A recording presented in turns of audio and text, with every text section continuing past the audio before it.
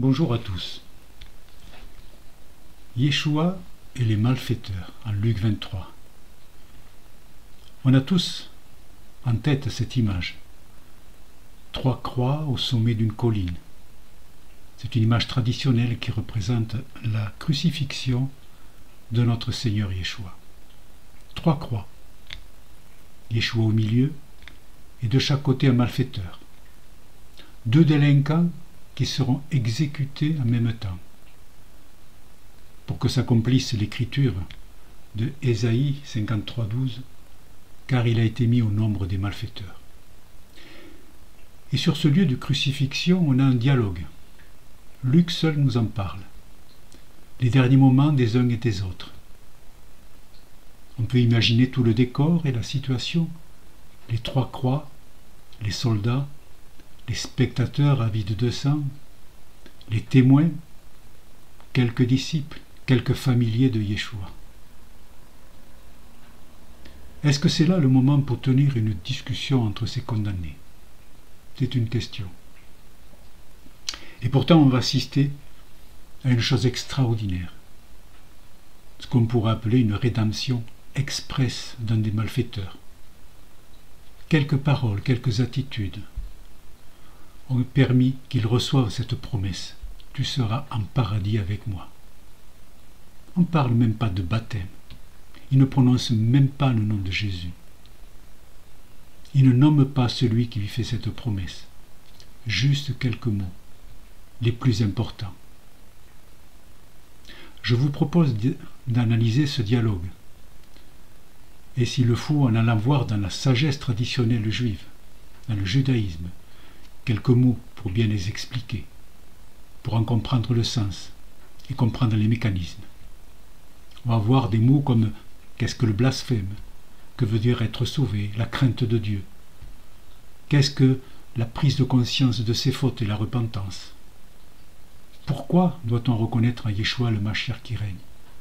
Et quel est le but de la salvation? Le texte en lui-même est très simple, quelques versets. Je vais vous les lire en Luc 23, versets 39 à 43. L'un des malfaiteurs crucifiés l'injuriait, disant « N'es-tu pas le Christ? Sauve-toi toi-même et sauve-nous. » Mais l'autre le reprenait et disait « Ne crains-tu pas Dieu, toi qui subis la même condamnation? Pour nous c'est justice, car nous recevons ce qu'ont mérité nos crimes. Mais celui-ci n'a rien fait de mal. » Et il dit à Jésus « Souviens-toi de moi, quand tu viendras dans ton règne. » Jésus lui répondit « Je te le dis en vérité, Amen, Amen. Aujourd'hui, tu seras avec moi dans le paradis. » Juste une parenthèse déjà. On peut noter au travers de ce petit dialogue que les malfaiteurs ont quand même une notion bien précise du judaïsme, de la foi juive, connaissant Dieu, connaissant le Mashiach qui vient.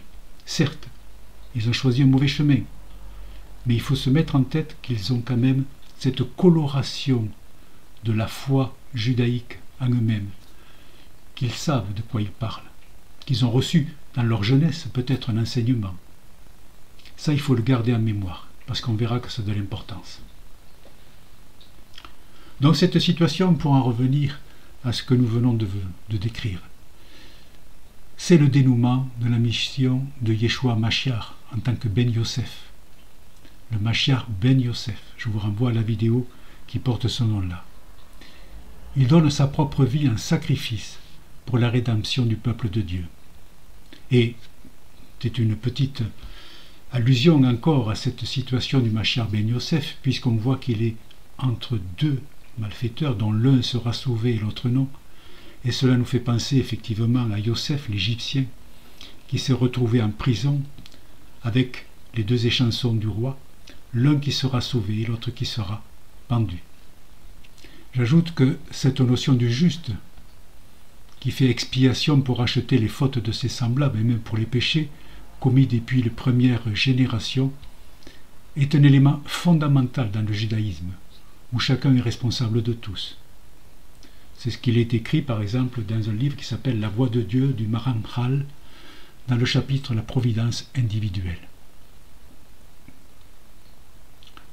Maintenant, regardons un petit peu, on va rentrer dans le texte et on va analyser les quelques mots qui sont intéressants en ce qui nous concerne. Premier verset, l'un des malfaiteurs crucifiés l'injuriait, disant « N'es-tu pas le Christ? Sauve-toi toi-même et sauve-nous. » Dans la Pshita, qui est l'évangile en araméen, il est dit que ce malfaiteur blasphémait contre Yeshua. De même, Chouraki, dans sa version, parle de blasphème. Et le mot grec que l'on trouve dans cet évangile, c'est bien le mot blasphéméo, qui veut dire blasphémer, injurier, insulter. Parce que blasphémer, c'est quand même au-delà de injurier. On peut injurier un homme, mais le terme de blasphémer est surtout utilisé pour tout ce qui touche à la religion, aux choses du ciel. La Torah relate le premier blasphème contre le nom de Dieu, en Genèse 5,26, où il est dit « Seth eut aussi un fils et il l'appela du nom de Enoch. C'est alors que l'on commença à invoquer le nom de l'Éternel. » Et les sages nous disent qu'ici, il ne faut pas lire « invoquer le nom de l'Éternel », mais « blasphémer le nom de l'Éternel », car pour les sages, c'est le début de l'idolâtrie et de la sorcellerie. On trouve aussi d'autres exemples similaires en 2 Rois 19,4 et 19,6. Et le malfaiteur met au défi Yeshua, en lui disant « N'es-tu pas le Christ, le Messie ?» Il y a effectivement une idée de blasphème dans ce discours. Dans le style « Si tu es le Messie, alors fais ceci ou fais cela ». Est-ce que parfois nous ne sommes pas amenés ou nous n'avons pas été amenés à dire la même chose? Si tu es Jésus, si tu es le Messie, si tu es Dieu, fais ceci, interviens, fais cela. C'est le si qui est en trop. L'Éternel peut tout se permettre, mais si on le met en doute, si on met en doute sa capacité, alors nous sommes dans le blasphème. Est-ce qu'on peut douter de la puissance de Dieu? Est-ce qu'on peut douter de la puissance du Mashiach? Yeshua lui-même nous parle de ce blasphème. Il a 3 versets dans lesquels il va parler du blasphème, où il dit, à Matthieu 12, 31 et 32, « C'est pourquoi je vous dis, tout péché, tout blasphème sera pardonné aux hommes, mais le blasphème contre l'Esprit ne sera point pardonné. Quiconque parlera contre le Fils de l'homme, il lui sera pardonné, mais quiconque parlera contre le Saint-Esprit, il ne lui sera pardonné, ni dans ce siècle, ni dans le siècle à venir, dans ce monde-ci, dans le monde à venir. » Pourquoi? Parce qu'on avait remis en cause sa capacité à guérir. Et les religieux avaient dit « Cet homme ne chasse les démons que par Belzéboul ». Dans Marc 3 aussi, on a à peu près la même chose.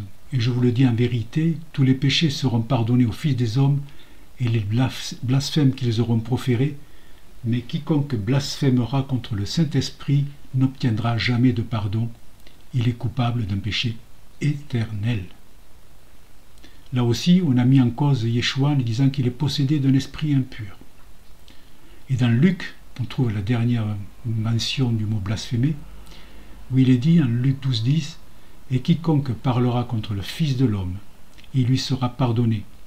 Mais à celui qui blasphémera contre le Saint-Esprit, il ne sera point pardonné. » Cela fait suite à un dialogue où Yeshua dit « Je vous le dis, quiconque me confessera devant les hommes, le Fils de l'homme le confessera aussi devant les anges de Dieu, mais celui qui me reniera devant les hommes sera renié devant les anges de Dieu. » Alors qu'est-ce que cela veut dire blasphémer contre le Saint-Esprit?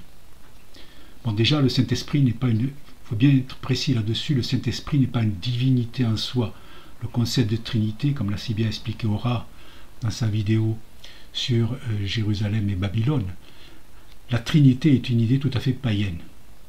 Il n'y a pas de Saint-Esprit qui vive en soi. Tout est un. L'Éternel est un. D'ailleurs, c'est ce qui est dit en Zacharie, l'Éternel est un et son nom est un. Yeshua a parlé de blasphème contre le Saint-Esprit, une faute qui ne sera pas pardonnée.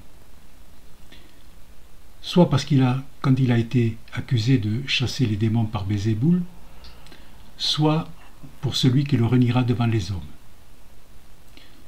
L'idée que j'en ai là-dessus, c'est qu'il y a un parallèle à faire avec le fait de renier l'origine divine de Yeshua. Dans le Talmud, et c'est intéressant aussi de regarder le Talmud pour cela, Il cite de la même façon le blasphème, ce genre de péché comme impardonnable dans ce monde-ci et dans le monde à venir.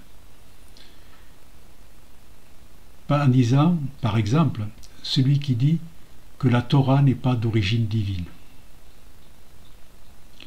C'est-à-dire, si l'on dit, pour le Talmud, si l'on dit que la Torah n'est pas d'origine divine, comme dit Yeshua, celui qui renie que le Mashiach est d'origine divine, sachant que Yeshua est la parole faite chair, donc on voit la jonction qu'il y a à faire entre les deux, on a à ce moment-là un péché de blasphème qui ne sera jamais pardonné devant l'Éternel.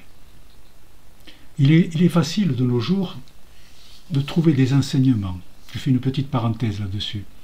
Il est facile de nos jours de trouver des enseignements, des vidéos qui parlent de Jésus comme d'un prophète, certes il l'est, qui parlent de Jésus comme d'un sadique, un juste, et il l'est, qui peut accomplir des miracles, c'est vrai, ou on parle encore de Jésus comme d'un initié d'une secte quelconque. Je dirais qu'en cela, Yeshua n'a rien d'original. Être prophète, accomplir des miracles, des signes, des guérisons. Si vous regardez par exemple la vie des grands rabbanim, des rabbanim, rabbanim c'est rab au pluriel, vous verrez que eux aussi, ces grands justes, ces grands sadikim, étaient capables de le faire aussi, ou sont capables de le faire aussi. Ce qui différencie Yeshua de cette enveloppe dans laquelle on veut la mettre, c'est son origine, sa conception. Il est la parole faite chair. Reprenez le début des évangiles de Luc ou de Jean. En fait, ce blasphème, c'est de rejeter l'idée que le Messie, Mashiach, est d'origine divine. Il est Dieu. Il s'est incarné en Yeshua. Il a revêtu, en ce qui concerne le Yeshua Ben Yosef, le parsouf de Zeir Anpin. On en parlera tout à l'heure. Et il est venu à la rencontre de l'épouse, Malrout, le royaume. Revenons au texte, maintenant. N'es-tu pas le Christ? Sauve-toi toi-même et sauve-nous. Être sauvé. Dans la bouche du premier malfaiteur, ce mot est à double sens. On peut supposer qu'effectivement être sauvé pour celui-ci, qui est appelé en quelque sorte le mauvais malfaiteur, ou celui qui a fait le mauvais choix. Être sauvé voulait dire échapper au supplice de la croix, quitte à reprendre sa vie d'antan. Mais être sauvé aussi, en termes spirituels, ça veut dire que notre âme n'ira pas dans les mauvais lieux, en enfer, comme on dit. Malheureusement, je dis malheureusement, dans les églises, ce mot apparaît être sauvé apparaît très souvent dans le discours des églises. Mais il apparaît comme une finalité en soi. On entend « Croyez en Jésus et vous serez sauvés. Recevez le baptême et vous serez sauvés. » Ça ne va pas plus loin. On dirait que, malheureusement, dans les églises, le fait d'être sauvé est une fin en soi. Tout s'arrête là. Or, ce n'est qu'une étape, être sauvé. Parce que ce qui est important, après avoir été sauvé, c'est-à-dire l'âme va être gardée en quelque sorte en sécurité, en attendant quoi? En attendant la résurrection. Parce que notre objectif, c'est bien la résurrection. Résurrection dans un corps glorieux, imputrescible, différent bien entendu de notre corps terrestre et de ses limites. Je vous renvoie là à toutes les Écritures. Par exemple, je prends juste un exemple, mais ils sont nombreux, en particulier dans la Brit Hadasha, où il est dit en Jean 11, 23, 27, au sujet de la résurrection de Lazare, il est dit, Jésus lui dit, ton frère ressuscitera. Marthe lui répondit, je sais qu'il ressuscitera à la résurrection au dernier jour. Jésus lui dit, je suis la résurrection et la vie. Celui qui croit en moi vivra, quand même il serait mort. Et quiconque vit et croit en moi ne mourra jamais. Crois-tu cela? Elle lui dit, oui Seigneur, je sais et je crois que tu es le Christ, le Mashiach, le Fils de Dieu, qui devait venir dans le monde. On sait que ce corps sera glorieux. Yeshua lui-même, dans la controverse avec les Sadducéens, en Matthieu 22 dit « Les hommes seront comme les anges de Dieu dans le ciel ». Alors qu'est-ce qui est sauvé? Notre corps? Non, il n'est que poussière, lui il est appelé à redevenir poussière. Qu'est-ce qui est sauvé? C'est notre âme qui est sauvée, celle qui va revenir habiter dans un corps glorieux. Mais voilà, pour cette résurrection, elle n'est pas pour tout de suite. Je vous dirais juste que les personnes qui ont été ressuscitées dans les Écritures, prenons le cas justement de Lazare, ces personnes-là, on n'en parle plus aujourd'hui, elles ne sont plus vivantes. Elles ont connu une deuxième mort. Leur corps est retourné à la poussière, et il le faut que le corps retourne à la poussière. Ce qui est important, c'est la résurrection ultime, celle qui doit intervenir à la fin des temps, le dernier jour, au moment de la venue du Mashiach.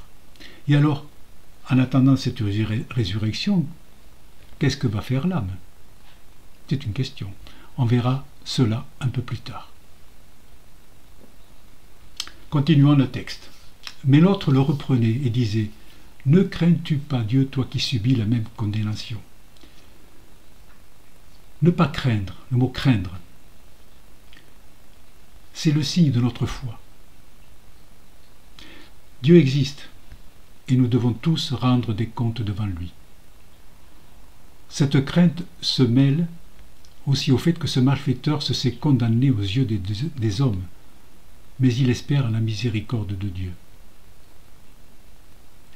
Ce mot crainte est utilisé dans la Torah, dans les Écritures, dans le sens de peur, dans le sens de respect, comme par exemple, on le trouve dans le verset de Lévitique 19.3, « Chacun de vous respectera son père et sa mère ». Et là, c'est le mot craindre que l'on a effectivement, c'est la même racine. Une bonne définition de la crainte de Dieu, je vais vous donner celle que j'ai trouvée dans le livre qui s'appelle le Tanya, du rabbi Shneur Zalman de Liadi, qui est un livre qui a été inspiré par le Zohar. Et il est dit dans ce livre, cette phrase, « Cette crainte de Dieu est issue de notre intelligence », donc quelque chose qui vient du cerveau. Quand on médite sur la grandeur de l'Ein Sof, alors l'Ein Sof c'est l'infini, c'est cette lumière infinie qui a tout créé. C'est ça l'Ein Sof. Donc cette crainte de Dieu est issue de notre intelligence. Quand on médite sur la grandeur de l'Ein Sof, l'infini, cette connaissance se mue en crainte de Dieu, ce qui nous pousse à se détourner du mal, par la peur, entre guillemets, la peur de la puissance de l'Ein Sof, on se détourne du mal. Mais cette crainte, ce n'est pas que de la peur. Je continue. Cette crainte va donner naissance à l'amour de Dieu dans son cœur et à un fervent désir de s'attacher à lui en accomplissant les préceptes de la Torah et l'étude de la Torah. Donc, la crainte, qui peut commencer effectivement par un sentiment de peur, va se muer ensuite en amour de Dieu, quand on réfléchit à ce qu'il est, tout ce qu'il fait pour nous, pourquoi est-ce qu'il sait, pourquoi il nous a créés, ça va se transformer en amour de Dieu, et cet amour va se manifester par vouloir connaître son nom, s'attacher à lui en étudiant sa parole, car sa Torah nous a été donnée pour que nous le connaissions. La Torah n'est pas un livre de loi, la Torah c'est un livre de connaissance de Dieu. Comment est-ce que je peux me connecter à son essence, à lui? Alors pour ces malfaiteurs, qu'est-ce qu'il en est? Est-ce qu'il n'est pas déjà trop tard pour rattraper le temps perdu? Eux qui ont suivi le chemin du mal.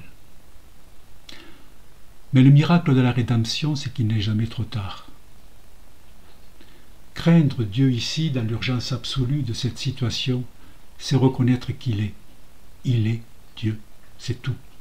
Il est tout puissant et suffisamment proche de nous pour nous connaître et pour connaître tous nos actes et toutes nos pensées.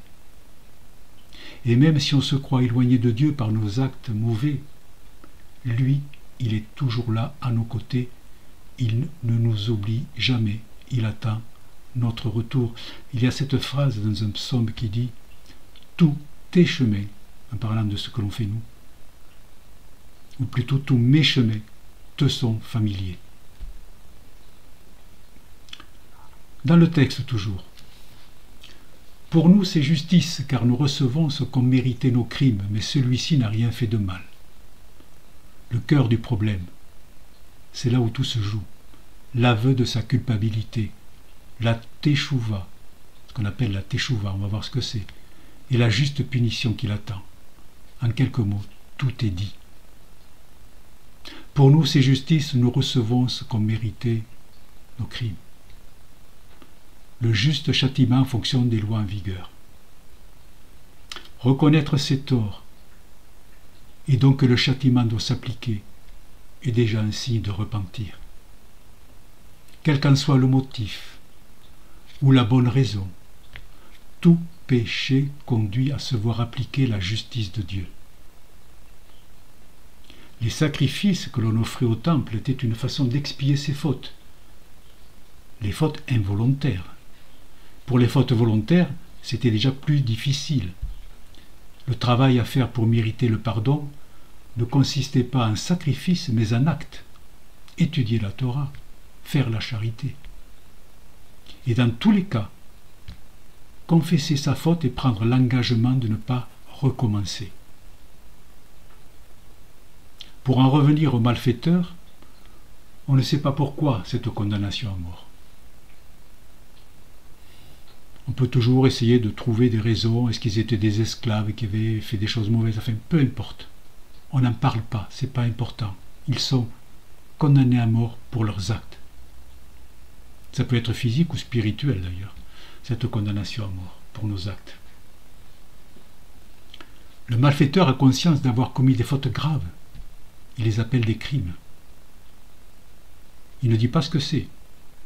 Il ne dit pas le mal qu'il a commis. Dans certaines Bibles, on parle d'atropos prasso, autrement dit de mauvais agissements. Alors qu'est-ce que cela veut dire pour nous au niveau spirituel? Déjà dans un premier temps, la notion de faute présuppose une base de référence qui classe tous nos actes en ce qui est autorisé en opposition à ce qui était interdit. Et là je reviens un petit peu à ce qui était une partie de mes études d'ailleurs, où en droit, il y a un axiome qui dit, alors excusez mon latin, nullum crimeo, nulla poema sine lege. Autrement dit, il n'y a pas de crime ni de peine sans loi. Il en est de même dans notre vie vis-à-vis de Dieu. Quel doit être notre code de loi? Il nous a donné. Il nous a été donné. C'est ce qu'on appelle la Torah et toutes les Écritures. Ne pas respecter la Torah, c'est commettre une infraction que l'on appelle péché. Comme il est dit dans la première lettre de Jean, le péché, c'est la transgression de la loi, de la Torah. Si vous avez le moindre doute, le moindre message qui passe qui dit qu'on n'est plus sous la loi, que c'est plus la peine d'appliquer les commandements de Dieu, tel ou tel commandement, rappelez-vous toujours ce que dit l'apôtre Jean dans sa première lettre, le péché, c'est la transgression de la loi, de la Torah. Ce sont les commandements de la Torah qui définissent la notion de péché. La deuxième chose, c'est qu'il faut avoir conscience d'avoir commis une faute. C'est pas évident, ce n'est jamais évident. Vous savez qu'il est dit aussi en matière de loi que nul n'est censé ignorer la loi. Si on reste dans le premier exemple que j'ai donné sur la loi et les crimes. Parfois, la complexité des textes législatifs, les commandements qui sont difficiles à comprendre, ou les situations qui font que parfois on commet une faute sans s'en rendre compte. On fait une infraction, on dit des choses mauvaises. Le péché de la bouche, la shonara, est très souvent cité comme étant la pire des infractions que l'on puisse faire. On dit du mal de quelqu'un en pensant dire du bien ou en pensant aider quelqu'un d'autre. Ça peut nous mettre effectivement dans une mauvaise situation. Comment est-ce qu'on peut faire pour justement éviter de commettre des fautes sans le savoir? C'est d'étudier la Torah. Il faut étudier la Torah, et en cela, l'étude de la Torah, et en particulier dans la Yeshiva Soukat David, dans tous les documents que vous avez dans la Yeshiva, sur le site, vous aideront à rentrer dans la quintessence des mots, dans la quintessence des textes, pour connaître finalement, par la sagesse judaïque que l'on a, quelles sont les règles à respecter pour ne pas commettre de péché volontaire. Un autre point aussi, et ça c'est ce que l'on trouve par exemple dans le Sidour de prière. Le Sidour de prière, c'est un livre de prière juif, où il est dit, par exemple le soir, il y a un texte qui dit, il nous recommande, c'est une recommandation en fait, le soir avant d'aller se coucher, nous devrions faire notre examen de conscience, réfléchir à l'emploi de notre journée, regretter le mal que nous avons fait. Et ensuite on va réciter une prière où on dit je pardonne à tous ceux qui m'ont irrité, lésé, etc., etc. Et on demande aussi pardon pour nos fautes. S'examiner régulièrement, là, en l'occurrence dans le 6 jours de prière, c'est tous les soirs avant de se coucher. C'est un moment important dans la journée. Effectivement, on a toute la journée derrière nous. On peut réfléchir à ce qu'on a fait, ce qu'on a dit. Est-ce qu'on a été bon? Est-ce qu'il n'y a pas une petite voix à un certain moment qui nous a dit à l'oreille « Ce que tu as fait là, c'est pas bien ». Écoutez ce que nous dit l'Esprit Saint. Vous savez, il parle souvent. On doit se... Et puis, surtout, c'est dans l'humilité. Il faut être dans l'humilité absolue. Reconnaître qu'on est pécheur. Qu'on n'est pas au-dessus des autres. Qu'on est simplement pécheur chaque jour, à chaque minute. Et que c'est la bienveillance éternelle qui nous aide à vivre chaque jour. Parce qu'on pourrait être écrasé systématiquement chaque jour pour les fautes que nous commettons. C'est cela qu'il faut faire. D'ailleurs, dans la Brit Hadasha, on nous dit effectivement que l'on doit s'examiner régulièrement. En 2 Corinthiens 13,5, examinez-vous vous-même pour savoir si vous êtes dans la foi, éprouvez-vous vous-même. Ne reconnaissez-vous pas que Jésus-Christ est en vous, à moins peut-être que vous ne soyez réprouvé. Et dans Éphésiens 5, versets 10 à 11, il est dit, examinez ce qui est agréable au Seigneur, et ne prenez point part aux œuvres infructueuses des ténèbres, mais plutôt condamnez-les. La réflexion, la connaissance de la loi, la connaissance des textes, le sentiment que cela va faire entrer en vous, la notion de ce qui est bien, de ce qui n'est pas bien, de ce qui est mauvais. C'est cela qui est important. Et ensuite, on va s'examiner, on va écouter sa parole, sa conscience. On va écouter cette petite voix qui va faire que l'on va finalement reconnaître qu'on en a péché et demander pardon. Alors ensuite, le repentir dans le Zohar. Qu'est-ce que le repentir? Le repentir, c'est le fait de regretter d'avoir offensé l'Éternel. Alors là, je vais aller chercher quelques textes dans le Zohar, dont dans la Kabbale. Parce que le Zohar, c'est la quintessence de la sagesse juive. Je vous signale que les gens, même il est possible que ces malfaiteurs aient eu connaissance d'enseignement du Zohar, en particulier tout ce qui touche la fonction, tout ce qui touche le Messie, vu les paroles qu'ils ont dites à Jésus, à Yeshua. Et donc, dans le Zohar, il y a des textes qui sont très intéressants et qui vont faire appel à des notions importantes qui vont nous appeler et nous rappeler des choses très importantes pour nous aussi qui sommes dans la Brit Hadasha. L'étude de la Brit Hadasha associée à celle du Zohar nous permet d'extraire la vérité même des paroles qui sont prononcées. Alors c'est un verset d'Exode qui est mis en parallèle avec des versets de nombre. Donc c'est assez compliqué le Zohar, c'est vrai, des fois il faut aller dans le texte pour bien comprendre ce qui est dit et réfléchir. Alors déjà, dans le Zohar, toute la partie que je vais évoquer fait référence à l'arbre de vie. Vous savez que dans pas mal de vidéos de notre Yeshiva Soukat David, on parle de cet arbre de vie, le Etz Harayim, avec ce schéma des sphirotes. Donc, voilà, cet extrait du Zohar, c'est dans Nasso, le verset 22, dans la paracha Nasso, où il est dit Rabbi Yitzhak et Rabbi Yehuda voyageaient de l'Ishla, de Usha à Lod, de Usha à Lod. Bon, alors c'est un dialogue entre deux tzaddik, deux sages, deux tzaddikim. Et il les commente un verset de Nombre 5, versets 6 à 7, qui dit « Lorsqu'un homme ou une femme commet un péché, il confessera ses péchés et il les restituera. » Alors pourquoi restituer? Restituer quoi? Et on va voir qu'en fait, le Zohar, le verset 23 de Nassau, il est dit. Écoutez bien, assurément, cela les aide parce lorsqu'ils se repentent, c'est comme s'ils le causaient en réalité, car le repentir, c'est-à-dire le retour, retourne le Hey au Vav. Il a restauré ce qu'il a endommagé ci-dessus. Comment? Par le repentir. Comme il est écrit, si un homme ou une femme commet un péché quelconque, alors ils confesseront leur péché et ils feront la restitution, le retour, le teshuv, le chouv. La repentance répare tout. Il répare en haut et il répare en bas, se restaurant lui-même et restaurant l'univers entier. Qu'est-ce que le repentir, au-delà de ce que l'on vient de voir? Et aussi, on l'a dans la Brit Hadasha. Prenez par exemple le cas de Éphraïm, le fils prodigue. Le repentir, c'est le retour vers Dieu. La teshuva, la repentance, le chouv. Le chouv, c'est revenir, c'est retourner. C'est un mot qui est très riche en hébreu, qui a le sens de revenir, se détourner, ramener. Le Zohar nous dit, écoutez bien, le repentir retourne le Hey au Vav. Le Hey au Vav. Je sais, c'est compliqué le Zohar. Mais bon, il faut quand même avoir quelques petites notions. On vous transmet quelques petites notions dans la yeshiva justement pour saisir ce sens-là. Je vous rappelle que le nom le plus sacré de Dieu dans l'arbre de vie,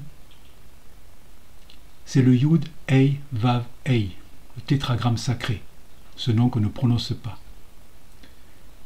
Le péché coupe la liaison entre le Hey supérieur, qui est dans le monde de Bria, la création, et le Hey inférieur, qui est la Malroute, notre monde. Et de ce fait-là, le nom de Dieu n'est plus complet. Le rôle du Vav, le Vav, c'est une lettre qui en hébreu est une lettre de liaison. C'est équivalent au mot français et. Et ceci et cela, c'est Vav. Le rôle du Vav est de relier les deux Hey. Vous avez une vidéo sur le pain de proposition qui le montre très bien. Le repentir fait revenir le Hey au Vav pour recréer cette liaison et reconstituer la plénitude du nom de Dieu. Et en reconstituant cette plénitude du nom de Dieu, on restaure le monde entier. Un peu plus tard, toujours un peu plus loin, dans le verset 28 du Zohar Nassau, il est dit: pour quiconque se repent, c'est comme s'il rendait la lettre Hey, qui est Malchut, dans le Hey du bas c'est Malchut, à la lettre Vav, qui est Zeir Ampin, écoutez bien ce que je vais dire, qui est le fils de Yud Hey. Ainsi par lui, Yud Hey Vav Hey est complété, car le fils est le secret du Vav, et ensemble avec Yud Hey, ils forment Yud Hey Vav, et avec Malchut, c'est-à-dire qu'à la lettre Hey, qui est retournée à lui, le nom entier est complété, c'est la repentance, pour sûr, qui constitue les lettres Tashuv, Hey au Vav. Dans verset 29, lorsqu'une personne commet un péché, elle fait certainement en sorte que le Hey s'éloigne du Vav, puisque le fils de Yud Hey, c'est-à-dire le Vav qui contient Yud Hey Vav, s'éloigne du Hey. À cause de cela, le temple a été détruit et Israël a été chassé de là et dispersé parmi les nations.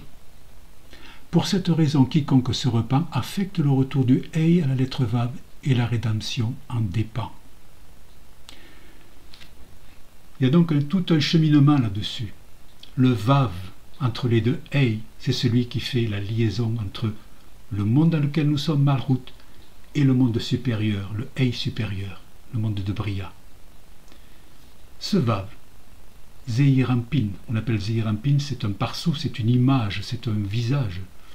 Or ce parsouf, c'est celui que Yeshua a revêtu pour être celui qui va nous ramener, qui va ramener notre monde vers le monde supérieur, ou permettre cette liaison plutôt, puisque ça se fait toujours du sens du haut vers le bas, qui va rétablir la liaison entre le monde inférieur, le Hei inférieur, et le Hei supérieur, afin que nous recevions toute la lumière de la quintessence de Ein Sof, de l'infini. Mais ce que je voudrais vous montrer aussi, c'est une chose importante. Parce que Zeir Anpin est appelé le Fils. Vous avez noté dans ces textes du Zohar, il est appelé le Fils. On a encore quelque chose qui confirme l'usage du nom Fils. J'ai l'habitude de dire à des chrétiens que lorsque le jour où l'Éternel permettra que les Juifs reconnaissent dans ce Jésus, Yeshua, le Mashiach ben Yosef, le Mashiach qui est venu et qui va revenir, ce jour-là, ce sont eux qui nous enseigneront sur le Fils, parce qu'ils en savent beaucoup plus que nous sur le Fils. Vous avez là juste un petit aperçu de cette sagesse, au travers du Zohar. Mais ce qui est intéressant aussi, c'est celui-là, c'est que, bon, certes, déjà par le Fils, nous devons passer par lui pour établir cette liaison. Vous savez, Yeshua dit, je suis la porte. Je suis la porte par laquelle on accède effectivement au monde supérieur. Et nous devons passer par Yeshua, par lui, par le Fils, par Zeir Anpin, afin que nous puissions rétablir, retrouver la plénitude du nom sacré. Mais ce qui est intéressant aussi, là-dessus, c'est une révélation, c'est que ce Zeir Anpin, ce Vav, ce Fils, il est appelé le fils de Yud Hei. Et Yud Hei en hébreu, ça veut dire Yah, ça veut dire Dieu. Fils de Dieu. Zeir Anpin est fils de Dieu. Yah. Quand vous dites par exemple louons Dieu, Alléluia, d'ailleurs il faudrait le prononcer plutôt comme ça, plutôt qu'Alléluia, c'est Alléluia, louons Dieu. C'est ça qu'il faut voir. Et Yah, c'est le Dieu, c'est Dieu.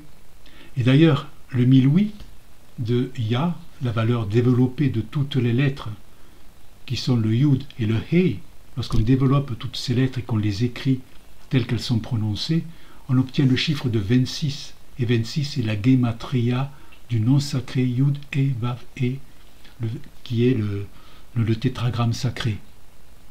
Donc on a bien dans cette explication de quelques textes tirés du Zohar, Yeshua, le Mashiach, le Fils, Fils de Dieu, celui qui va faire la liaison entre notre monde et le monde supérieur, qui va permettre ce passage de la lumière divine en rétablissant la liaison entre le monde supérieur et le monde inférieur, lorsque le péché a été détruit par Yeshua.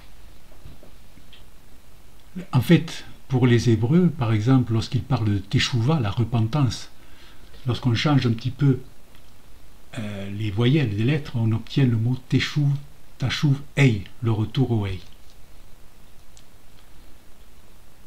C'est ce qu'on dit toujours dans la Brit Hadasha, on insiste sur ce repentir. Lorsqu'on interroge les disciples, et Pierre en particulier, les autres apôtres, lorsqu'on dit « Oh mes frères, que ferons-nous » Vous savez, c'est par exemple dans Acte 2,37, Pierre leur dit « Repentez-vous et que chacun de vous soit baptisé », donc faire des bila. C'est le baptême, ce qu'on appelle le baptême dans les églises, en fait une bila, c'est un bain de purification qui est toujours pratiqué d'ailleurs dans le judaïsme. Soyez baptisés au nom de Jésus-Christ pour le pardon de vos péchés et vous recevez le don du Saint-Esprit. Voilà, c'est tout cela qu'il faut voir. Bon, j'espère que vous avez vu qu'au travers de cet enseignement du Zohar, parce que certains parfois ont une relation de rejet par rapport à tout ce qui est Zohar, à tout ce qui est Kabbale, mais je vous assure que quand on rentre là-dedans, je crois qu'il faut en reparler de ça, mais quand on rentre là-dedans vraiment, on s'aperçoit que le Zohar nous aide à percevoir beaucoup de phrases, beaucoup de mots, beaucoup de définitions dans la Brit Hadasha, qui ont été mal interprétées ensuite, parce qu'on avait justement bouché ces puits de savoir, qui était la parole de Dieu, qui était le Zohar, qui était la Torah. On les a bouchés ces puits pour construire là-dessus des fausses doctrines. Je vous renvoie à la dernière vidéo de Hora qui est extraordinaire sur Babylone et Jérusalem, qui explique vraiment tout de A à Z.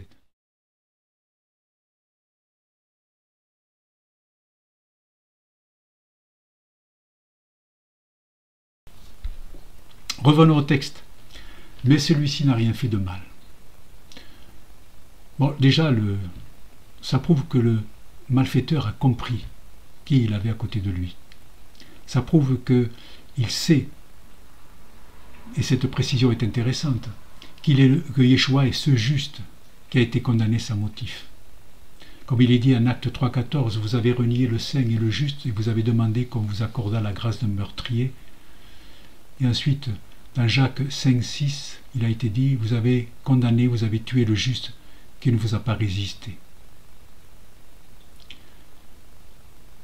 Alors comment est-ce que le malfaiteur a pu savoir que ce condamné à mort à côté de lui est l'agneau innocent que l'on mène à l'abattoir? En fait, il n'a rien fait de mal, on peut dire aussi, il est juste lorsqu'on met en contrepartie la forme négative de l'expression. Il est dit en Proverbe 12,21, « Aucun malheur n'arrive au juste, mais les méchants sont accablés de maux. » Le mot juste en hébreu, c'est tzadik.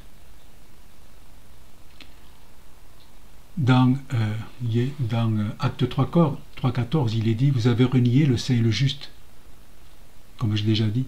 Vous avez demandé qu'on vous accordât la grâce d'un meurtrier. Ou dans Ésaïe 53,11, à cause du travail de son âme, il rassasiera ses regards. Par sa connaissance de mon serviteur, juste, il justifiera beaucoup d'hommes et il se chargera de leur iniquité. Et bien entendu, on a le verset suivant. C'est pourquoi je lui donnerai sa part avec les grands. Il partagera le butin avec les puissants parce qu'il s'est livré lui-même à la mort et qu'il a été mis au nombre des malfaiteurs. Parce qu'il a porté le péché de beaucoup d'hommes et qu'il a intercédé pour les coupables. Alors, est-ce que c'est ça? Ce qui montre une fois de plus que ces malfaiteurs avaient déjà quand même une bonne culture, une culture religieuse dans le judaïsme. Ils avaient choisi, comme je l'ai déjà dit, le mauvais chemin, mais ils n'avaient pas oublié tous ces enseignements qu'ils avaient eus peut-être en allant à la synagogue dans leur jeunesse, lorsqu'ils écoutaient les enseignements des Lévites. Alors est-ce que c'est cela qui a permis le déclic, cette reconnaissance que celui qui est à côté de lui sur la croix était le juste que l'on accablait de maux alors qu'il était innocent? Il connaissait vraiment ces enseignements de la Torah. Il a reconnu à Yeshua le serviteur, le juste, condamné pour la rédemption du peuple et qui va être Seigneur dans le royaume à venir. Ensuite, on a cette phrase qui est extraordinaire. Parce que c'est aussi une clé qui déclenche tout, qui ouvre toutes les portes. Et il dit à Jésus, souviens-toi de moi que tu viendras dans ton règne. C'est important, c'est primordial ce qu'il vient de dire. Il reconnaît la souveraineté messianique de Yeshua, qui régnera dans les cieux et sur terre. Et il a l'espérance de la résurrection finale qui accompagnera la venue du Mashiach. La notion de royaume messianique de la fin des temps est une constante dans le judaïsme. Par exemple, dans le psaume 2, et chaque jour il est encore plus d'actualité, croyez-moi, il est dit « C'est moi qui ai oué mon roi sur Sion, ma montagne sainte. Je publierai le décret, l'Éternel m'a dit « Tu es mon fils, je t'ai engendré aujourd'hui. Demande-moi et je te donnerai les nations pour héritage, les extrémités de la terre pour possession. Tu les briseras avec une verge de fer, tu les briseras comme le vase d'un potier. » Le Zohar, là aussi, nous donne beaucoup d'informations sur la venue du Mashiach en utilisant des codes. Où il est dit, donc je prends quelques extraits, par exemple dans le Zohar Vayera, dans les versets 444 ou 445, il est dit que lorsque, je saute quelques phrases là-dessus parce que c'est assez complexe, il dit lorsque le Vav, qui est le secret de Zéhir Ampin, comme on l'a déjà vu, atteint son achèvement en atteignant 60 en multipliant 6 fois 10, la Noukva, autrement dit Malchut, la fille, est soulevée de la poussière. Alors, ainsi tous les 60 ans, pendant le 6e millénaire, le Hay se renforce et s'élève à travers ses propres gardes pour devenir ferme. Donc il passe, et il est dit, le monde sera préparé à entrer dans le 7e millénaire, comme une personne qui se prépare au 6e jour, le vendredi, au coucher du soleil, à entrer dans le Shabbat. Et comme moyen mnémotechnique pour cela, nous prenons le verset suivant, la 600e année de la vie de Noé, toutes les sources de Grand Abîme furent ouvertes. Alors, au travers de ce texte qu'il faut étudier ligne à ligne, mot à mot, il faut dire qu'il y a donc toujours pareil, une liaison entre Zéhir-Anpin, le Vav, le Mashiach, le Fils. Et d'autre part, il y a dans le temps, dans la période, le 7e millénaire qui est associé au 7e jour de la semaine, le Shabbat. Comme j'ai déjà dit dans une vidéo, nous sommes aujourd'hui en 5782, donc très proche du 7e millénaire qui commence en 6001. Mais le temps appartient à Dieu. Si le règne messianique commence effectivement en 6001, l'Éternel peut anticiper la venue du Mashiach comme il a anticipé la libération d'Égypte. Donc, c'est quelque chose aujourd'hui où les Juifs, je peux vous dire que ceux qui regardent des vidéos de Rabbanim verront que tous les Juifs sont très, comme on dit, très chaud bouillants pour la venue du Mashiach, pour les temps de la fin. Ils savent que nous sommes vraiment dans les derniers temps. Et d'ailleurs, il n'y a qu'à regarder le monde autour de nous pour voir que d'un côté, tous les événements cataclysmiques qui sont provoqués, et je dis bien qu'ils sont provoqués, nous annoncent les temps de la fin. Et d'autre part, je dirais, on voit se lever, ça mériterait peut-être un enseignement, déjà l'homme d'iniquité, ou le système d'iniquité, parce que ce n'est pas qu'un homme seul qui va se lever, même si on a des noms, comme disait quelqu'un d'autre, c'est le système d'iniquité qui est en train de se lever pour s'opposer à la venue du Mashiach et créer un monde, entre guillemets, parfait, mais sans Dieu, voire contre Dieu. Il y aura peut-être un enseignement à faire là-dessus. Alors, qu'est-ce qu'on peut dire là-dessus? Je dirais par exemple que dans ces temps messianiques, je peux prendre dans le Zohar, Sarah, Chaye Sarah, qui est en fait dans le livre de Genèse, le verset 99 de Zohar, il est dit « Malheur aux méchants qui ne sont pas enregistrés par lui par écrit, car ils seront perdus à jamais dans le Gehenom ». Traduit un peu rapidement par enfer, mais ce n'est pas tout à fait cela. Il est dit à ce sujet « En ce temps-là, ton peuple sera délivré, tous ceux qui seront trouvés écrits dans le livre ». C'est comme on écrit, il fait référence au livre de Daniel. Voilà, c'est donc ceux qui seront sauvés sont ceux qui seront écrits dans le livre. Il est intéressant de comprendre que ce passage est à mettre en parallèle, par exemple, avec Apocalypse 20, où il est écrit aussi la même chose sur le livre de vie. C'est ceux qui ne seront pas écrits dans le livre de vie seront rejetés dans les ténèbres. Le salut est bien toujours dans le domaine de Zéhir-Anpin. Dans Zohar Béchalach, Exode, verset 241, Rabbi Yitzhak dit « Il est devenu mon salut.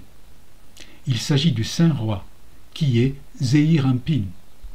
Et c'est ainsi qu'il est. Comment savons-nous cela? J'ai trouvé cela dans un autre passage dans lequel il est écrit « Ya, et ma force et mon chant, il est devenu mon salut. » On comprend à partir de Hachem est devenu mon salut qu'il s'agit en fait du Saint Roi qui s'appelle Yud-E-Va-E, nommément Zéhir-Anpin. Et là on apprend que Zéhir-Anpin est aussi le tétragramme. Celui qui me voit, voit l'Éternel, nous dit Yeshua. Enfin, on arrive à la réponse que Yeshua fait aux malfaiteurs. On entend la voix de Yeshua, celui qui dit, en vérité, aujourd'hui tu seras avec moi dans le paradis. Amen, amen, tu seras avec moi dans le paradis. Amen, ça a une valeur de 91 qui est égale à celle du tétragramme, Yud, E, Vav, E, plus Adonai, plus le mot Adonai. Donc quand on dit Amen, on invoque toute la puissance divine. Alors, qu'est-ce que le mot paradis là-dedans? Paradeisos en grec. Alors si je regarde dans Strong, on voit, il y a diverses définitions dans Strong. Pour les Perses, c'est un enclos, un terrain de chasse. Autre part, c'est un jardin, un terrain plaisant. Et Strong nous dit la chose suivante. Une partie du Hadès que les Juifs pensaient être la demeure des âmes des pieux jusqu'à la résurrection. Certains comprenant que ceci est un paradis céleste. Ce mot paradeisos est utilisé 3 fois dans la Brit Hadasha, une fois dans 2 Corinthiens, puis dans Apocalypse. Dans Péchita, dans les évangiles en araméen, on parle Pardaïsa. Pardaïsa, comme il est dit dans la Péchita, il est dit à Yeshua, souviens-toi de moi, Mahati, quand tu viendras dans ton royaume, Yeshua lui dit, Amin, Amin, je te le dis, aujourd'hui tu seras avec moi dans le Pardaïsa. Dans le Pardaïsa, c'est le paradis, comme il est dit dans Cantique 4.13, tes rejetons sont un paradis, Pardès, des grenadiers avec des fruits sublimes, des cyprès avec des nards. Le mot grec, Pardaïsos dans la Bible, la Septante, trouve son équivalent en hébreu dans le mot Éden. Par exemple, c'est celui qu'on trouve dans le début de la création. Qu'est-ce que le paradis?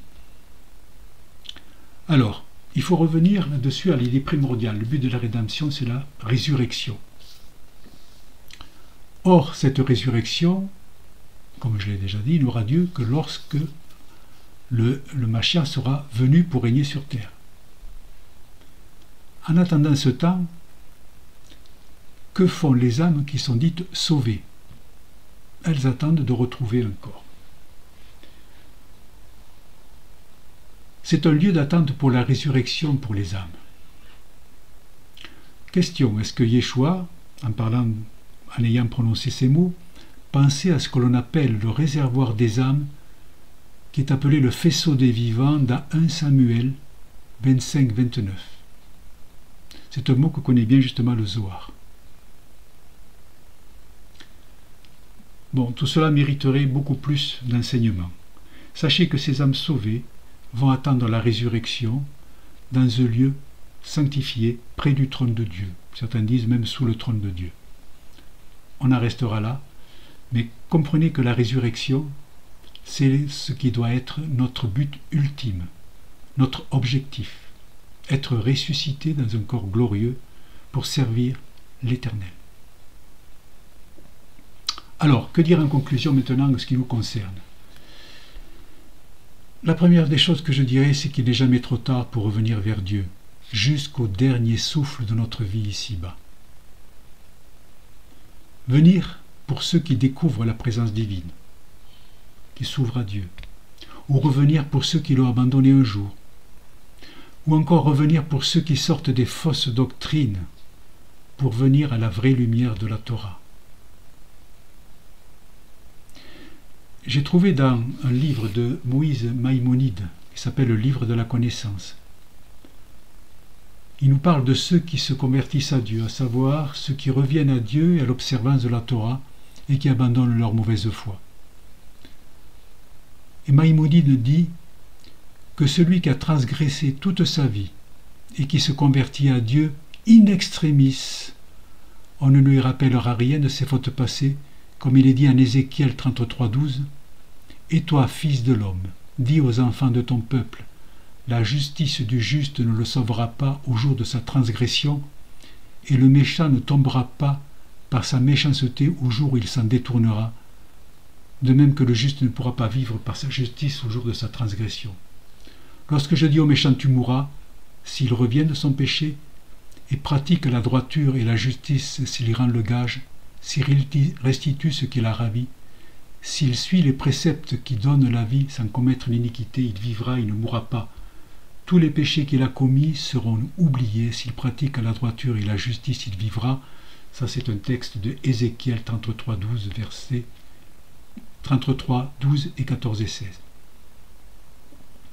Et Maïmonide confirme encore ce point-là en disant que celui qui se repent à l'article de la mort et meurt pénitent, tous ses péchés seront annulés. Alors qu'est-ce qu'on doit faire en premier?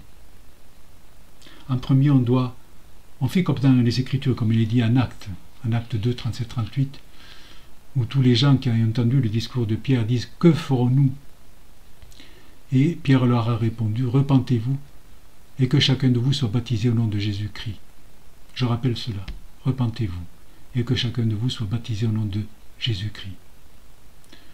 Ou encore en Acte 3.19, repentez-vous et convertissez-vous pour que vos péchés soient effacés, afin que des temps de rafraîchissement viennent de la part du Seigneur. Le malfaiteur a pris conscience de sa faute et il s'est repenti devant Dieu. On ne parle pas de baptême, il ne confesse pas ses péchés, il ne prononce pas le nom de Yeshua, et pourtant il reconnaît la souveraineté messianique d'Yeshua. et il croit en la venue de son règne. Et il est sauvé, c'est tout. En Romains, verset 10, en Romains 10, versets 9 et 10, il est dit « Si tu confesses de ta bouche le Seigneur Jésus, si tu crois dans ton cœur que Dieu l'a ressuscité des morts, tu seras sauvé. » Car c'est en croyant du cœur qu'on parvient à la justice et c'est en confessant de la bouche qu'on parvient au salut. C'est ce que dit l'Écriture. Quiconque croit en lui ne sera point confus. Cela m'amène à vous parler aussi d'autre chose, où il y a des cas similaires, on a tous connu dans sa vie, du moins lorsqu'on a déjà bien vécu, des personnes incrédules, qui ont été incrédules, voire même blasphématoires contre Dieu toute leur vie, mais qui au dernier moment se tournent vers Yeshua pour le reconnaître comme le Seigneur et se tournent vers Dieu.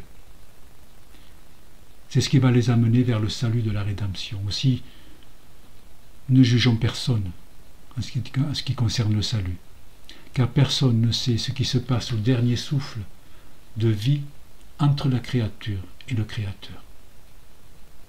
Et j'ai encore deux remarques à faire au sujet de cet enseignement. Deux idées. La première, c'est que l'on pourrait être tenté, si je puis dire, de tirer la conséquence suivante de ce récit. Il n'est pas besoin d'accomplir les commandements de la Torah pour être sauvé.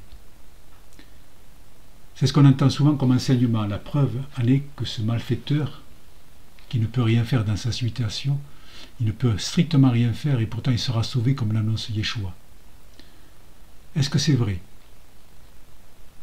L'accomplissement des commandements de la Torah est un élément incontournable de notre attachement à Dieu afin de le connaître et de le servir. Il faut reprendre toutes les déclarations de Yeshua sur ceux qui commettent l'iniquité, même pour ceux qui se réclament de son nom. La notion d'âme sauvée n'est pas toujours bien comprise dans les églises. Et c'est pour cela vraiment qu'il convient de venir se former à l'Yeshiva Soukat David. Je dirais, il y a même un module qui s'appelle la transmigration des âmes, le Gilgul Haneshamot, afin de bien comprendre ce que être sauvé veut dire dans les Écritures. La deuxième remarque est tout aussi importante. On entend souvent dans les églises cette phrase, et elle me fait toujours mal maintenant, de dire « les Juifs ne sont pas sauvés car ils ne connaissent pas Jésus ». Déjà, dans un premier temps, j'ai envie de rectifier cela en disant, vous savez, cette phrase qui dit tu dénonces, tu montres la paille dans l'œil de ton voisin et tu ne vois pas la poutre qui est dans le tien. Est-ce que ceux qui disent cela, ces chrétiens qui disent cela, est-ce qu'ils connaissent réellement Jésus? Est-ce qu'ils se disent frères et sœurs de Jésus? Vous savez, Jésus qui dit en parlant de ses frères et sœurs, car quiconque fait la volonté de mon Père qui est dans les cieux, celui-là est mon frère et ma sœur et ma mère. C'est dans Matthieu 12, 50, pardon. Le mot volonté qui est utilisé ici, volonté de mon Père, le mot volonté c'est téléma en grec, comme dans le psaume 40. Vous savez, c'est souvent un enseignement que l'on a dans les Écritures où on cite un début de psaume, on cite un début de verset, mais en fait il faut comprendre l'intégralité du verset. Et ce mot téléma en grec, qui veut dire volonté, fait référence par exemple au psaume 40, verset 9, où il est dit « Je veux faire ta volonté, mon Dieu, téléma, volonté ». Et le psaume continue, et ce verset continue en disant « Et ta loi est au fond de mon cœur ». Alors je dis « Oui, est-ce que, quand tu dis ta loi, est-ce qu'elle est vraiment au fond de nos cœurs ?» On peut aussi se référer au passage de Romains 11 qui parle de l'élection du peuple juif. Ils sont dans l'endurcissement, c'est vrai, mais cela a été provoqué par Dieu, comme il est dit en Romains 11, 25. « Car je ne veux pas, frères, que vous ignoriez ce mystère, afin que vous ne regardiez point comme sages. C'est qu'une partie d'Israël est tombée dans l'endurcissement jusqu'à ce que la totalité des païens soit entrée. » Et un peu plus bas, il est dit « En ce qui concerne l'Évangile, ils sont ennemis à cause de vous, mais en ce qui concerne l'élection, ils sont aimés à cause de leur Père. » Et comme j'ai déjà dit, en ce qui concerne les Juifs, ils connaissent mieux le Fils que nous. Ils savent beaucoup plus de choses sur le Fils que nous. Croyez-moi, les Juifs voient le Fils, ils savent tout en ce qui le concerne. Yeshua lui-même nous dit « La volonté, toujours téléma, la volonté de mon Père, c'est que quiconque voit le Fils et croit en lui ait la vie éternelle, et je le ressusciterai au dernier jour. » Donc, de grâce, il faut arrêter de dire que les Juifs ne seront pas sauvés parce qu'ils ne connaissent pas le Fils, parce qu'ils ne connaissent pas Yeshua. Nous parlons du peuple élu, de celui que l'Éternel appelle la prunelle de mes yeux. C'est une image, bien sûr. Mais ne tombons pas dans le péché de la théologie de la substitution, où l'Église aurait remplacé le peuple saint, le peuple de Dieu. Alors, en ce qui nous concerne maintenant, qu'est-ce qu'on peut dire? Regardons un petit peu le cheminement de ce malfaiteur. Il montre qu'il aime Dieu, qu'il a la crainte de l'Éternel. Il aime aussi son prochain, puisque il défend, il comprend que Yeshua, il n'est pour rien dans le sacrifice qu'il fait. Il a la compassion devant les souffrances de l'innocent. Il reconnaît ses fautes et que la punition de ses fautes est juste. Il reconnaît que Yeshua est bien ce serviteur souffrant qui donne sa vie pour la rédemption. Il manifeste la royauté messianique de Yeshua. Et enfin, il espère dans la résurrection des corps lors de sa venue.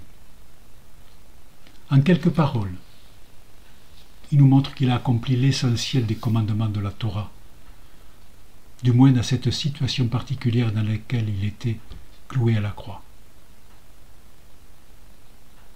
La reconnaissance de Yeshua comme Mashiach et Sauveur est le point final par lequel, pour en venir à notre sujet, l'âme de ce malfaiteur va être sauvée par le tikkun, par la réparation accomplie à Yeshua. Ce parcours parcours très rapide qu'a fait ce malfaiteur est un chemin qui est proposé à tous ceux qui aspirent à la vie éternelle. Aussi réfléchissez à ce texte et à tout ce que cela implique.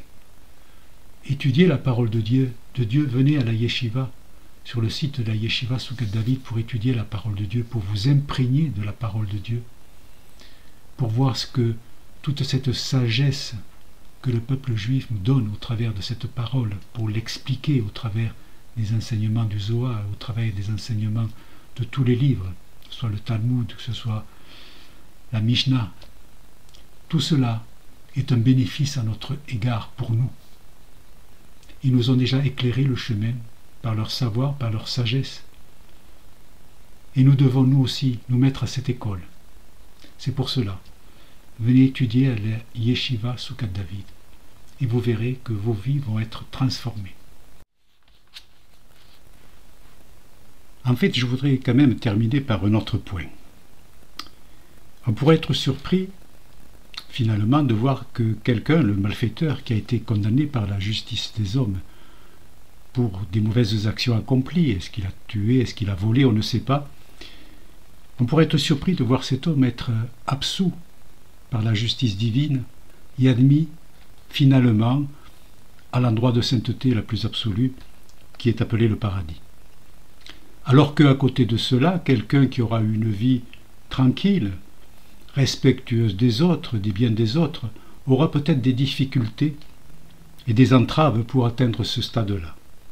Mais en fait, ce que nous enseigne la sagesse d'Israël, les sages d'Israël, c'est la chose suivante. Et là, je lis un extrait du Talmud Babli, Berachot 34b, qui dit « Là où se situe l'homme qui a fait Teshuvah, même un juste parfait ne saurait se situer. » Et le commentaire qu'apporte le Rav Adin Steinsaltz à cette phrase, c'est la chose suivante, c'est que non seulement un homme comme ceci, donc qui a fait Teshuvah, il sait intégralement utiliser les forces du bien qui existent en soi-même et dans le monde, mais il a également réussi à changer le sens des forces du mal et à en faire des vecteurs du bien et de la sainteté. Autrement dit, ce que nous enseigne la sagesse d'Israël, c'est que quelqu'un qui a fait Teshuvah, même si c'était une mauvaise personne, qui a fait Teshuvah et qui est devenu quelqu'un de bien finalement, même si ça dure quelques fractions de secondes comme ce malfaiteur, va être considéré dans les cieux comme quelqu'un au-dessus d'un juste parfait qui n'aura jamais fait de faute particulière, qui aura toujours respecté les commandements de Dieu.